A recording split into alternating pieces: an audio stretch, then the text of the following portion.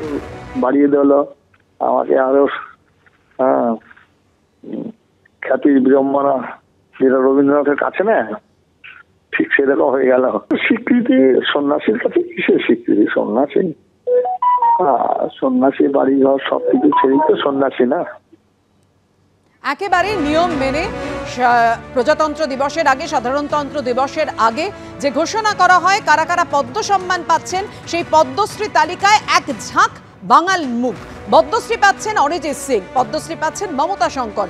বাংলার মুখ যারা রয়েছেন পদ্মশ্রী তালিকায়, তাদের মধ্যে রয়েছেন পণ্ডিত তেজেন্দ্র নারায়ণ মজুমদার, শিল্পী গোকুল চন্দ্র দাস, নগেন্দ্রনাথ রায়, অর্থাৎ বাণিজ্য, শিল্প, সাহিত্য, যে সমস্ত বিভাগে পদ্মশ্রী পাচ্ছেন যারা বাংলা থেকে, একের পর এক নাম রেখেছি আপনাদের সামনে। গোকুল চন্দ্র দাস শিল্পী, তিনিও পদ্মশ্রী সম্মানে ভূষিত হচ্ছেন। পদ্মশ্রী পাচ্ছেন নগেন্দ্রনাথ রায়, পদ্মশ্রী পাচ্ছেন কার্তিক মহারাজ, পদ্মশ্রী পাচ্ছেন SBI এর প্রাক্তন চেয়ারপারসন অরুন্ধতী ভট্টাচার্য।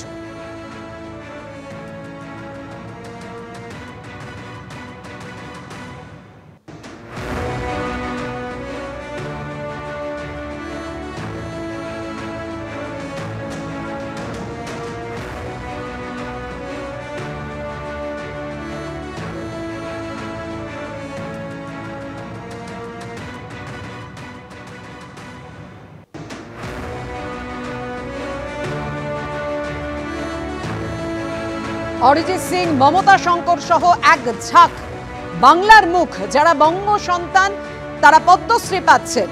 পণ্ডিত তেজেন্দ্র নারায়ণ মজুমদার, মমতা শঙ্কর, অরিজিৎ সিং, শিল্পী গোকুল চন্দ্র দাস, বাণিজ্য, সাহিত্য, শিল্পকলা সহ একাধিক বিভাগে পদ্মশ্রী পাচ্ছেন এক ঝাঁক বাংলার মুখ।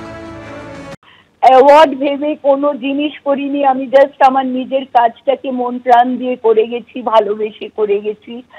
আর আমি কোনোদিন ভাবতেই পারিনি আমি পদ্মশ্রী পাবো, এরকম একটা অ্যাওয়ার্ড পাবো, আমি কোনোদিন ভাবিনি। আমি বলবো সত্যি সাই বাবাকে ধন্যবাদ জানাচ্ছি, আমার বাবা মাকে ধন্যবাদ জানাচ্ছি, আমার যারা শুভাকাঙ্ক্ষী, যারা আমার সারা পৃথিবীতে যারা আমার কাজ দেখেছেন বা আমাকে চেনেন, তাদের ধন্যবাদ জানাচ্ছি।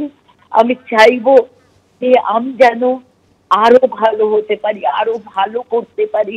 এই অ্যাওয়ার্ডটা পাওয়া আমার এত খুশি, এত খুশি। আজকে আমি মৃণাল দাকে ধন্যবাদ জানাচ্ছি, মৃণাল সেনকে, মানিক কাকা, সত্যজিৎ রায়কে ধন্যবাদ জানাচ্ছি, ঋতুপর্ণ, রাজা মিত্র, সবাইকে আমি ধন্যবাদ। তারা নিশ্চয়ই আমার থেকে আগে খবর পেয়ে গেছেন, আমার বাবা মা দাদা, এনারা, মৃণাল দা, সত্যজিৎ রায়, এরা প্রত্যেকে নিশ্চয়ই আমার থেকেও আগে খবর পেয়ে গেছে।